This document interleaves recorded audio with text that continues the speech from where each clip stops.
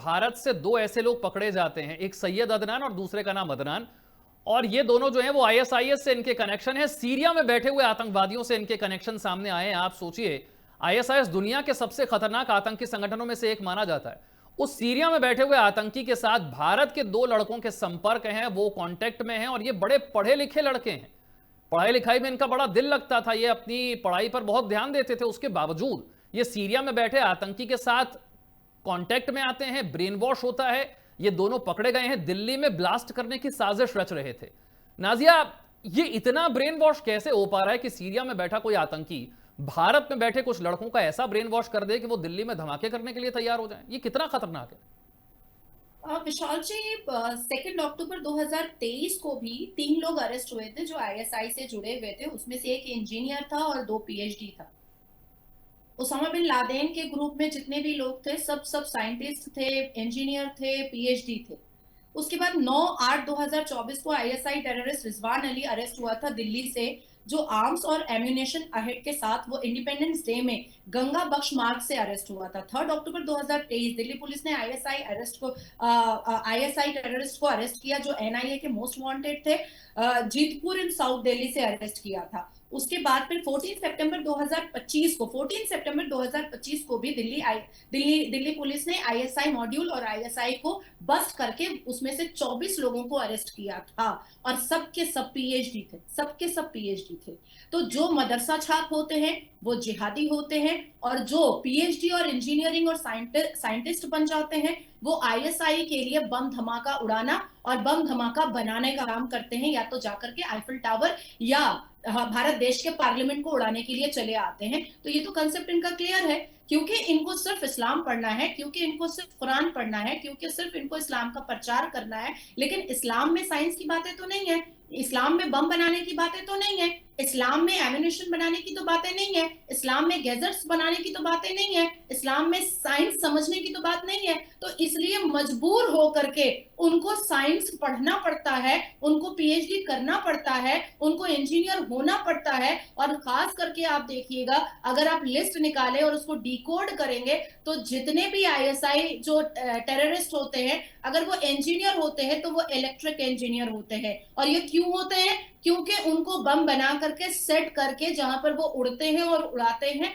उसमें उनको आराम हो। लेकिन मुद्दे की बात यह है, ये तो उनका इंट्रोडक्शन मैंने दिया, मुद्दे की बात यह है कि भारत में क्या ऐसी कोई इस्लामिक संस्था है जो ऐसे आईएसआई या जमायतुल उलमा हिंद या जैश ए मोहम्मद या ऐसे टेररिज्म ऑर्गेनाइजेशन के एजेंट्स को रोटी बोटी दे रही है?